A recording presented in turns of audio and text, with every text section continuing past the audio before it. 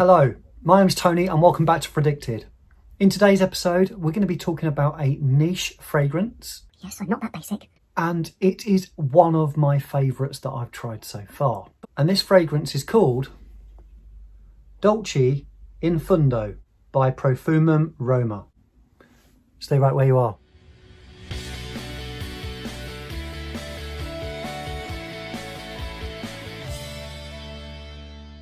So the reason I ended up with this bottle was because I took a trip to London a couple of months back now with my wife. We met up with a fragrance friend. Don't tell him I said it's the tour from Rosa, Salas.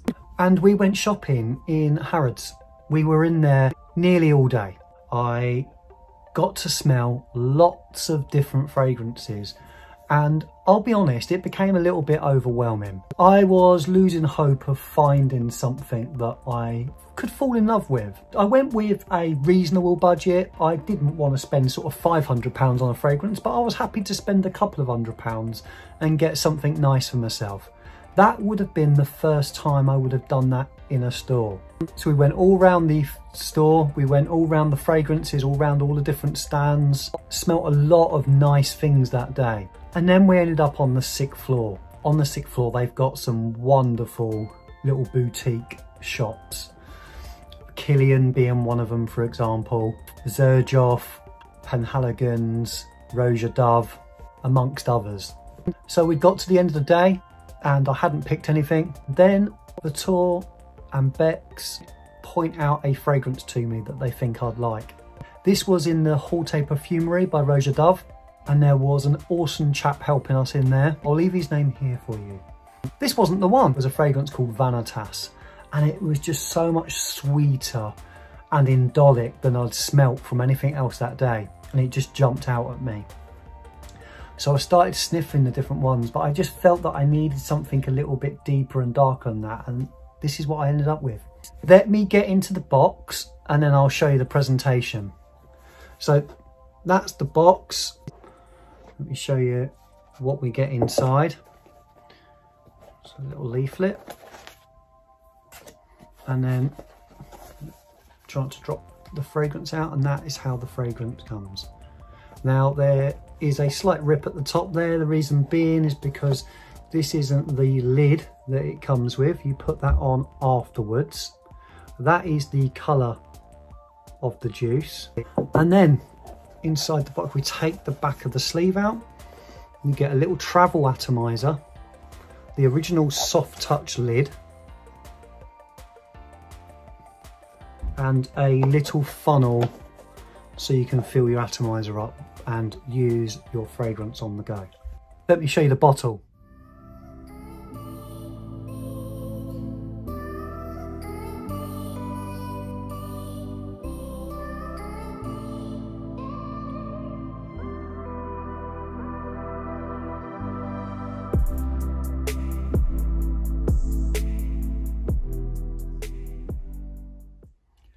So let me give you some of the admin first of all. It is a very, very strong concentration. The cost is £219 for 100ml. This fragrance came out in 2001 and there are only 2 notes listed. And those 2 notes are vanilla and citruses. So it does keep you guessing what it is. Let me just give this a quick spray. This was my scent of the day today. I just love, love, love the opening. In the opening, you get those citruses, but to me, you get mainly an orange or an orange peel. That disappears quite quickly. Some of the notes that come to me when smelling this fragrance is a caramelly, is that a word? Rum, spicy, wood, sandalwood, vanilla, and it's a bit bubblegummy. It is a gorgeous gourmand. It is very, very sweet and sugary. It reminds me of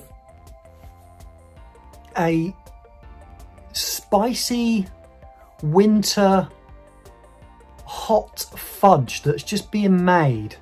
So that gooey sort of caramelly fudge that's on the table that they're turning and making, and you're getting some of the spices that they're putting in it. It reminds me a little bit of that, and I think that's the sweetness. It's got this almost sort of pastry, bready, doughy, but a sweet bread, like a panettone or something sweet with lots of spices in. It's a little powdery in the deep dry down, but it never becomes too powdery.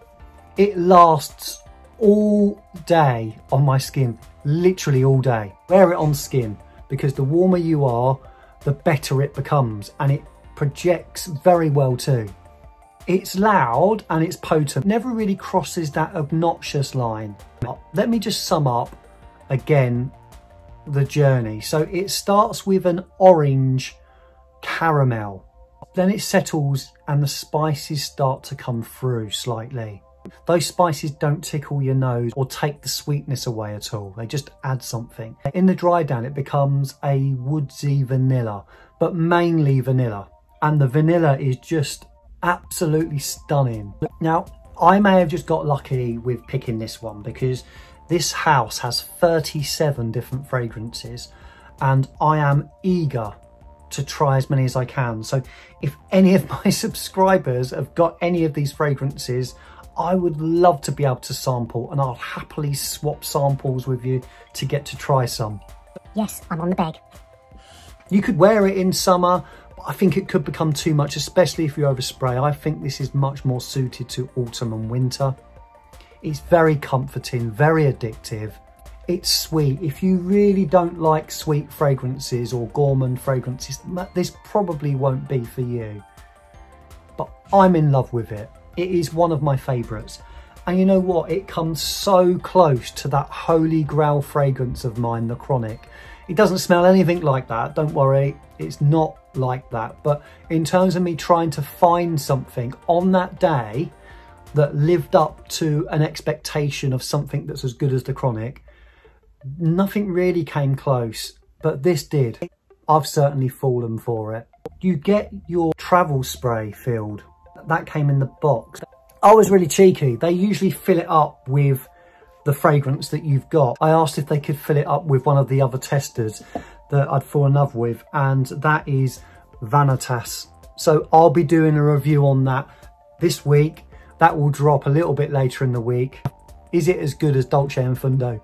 You'll have to wait and find out. I hope you enjoyed this little review. Don't forget to like, comment and subscribe. Don't forget to hit that notification bell. And one last thing, don't forget to keep smelling wonderful.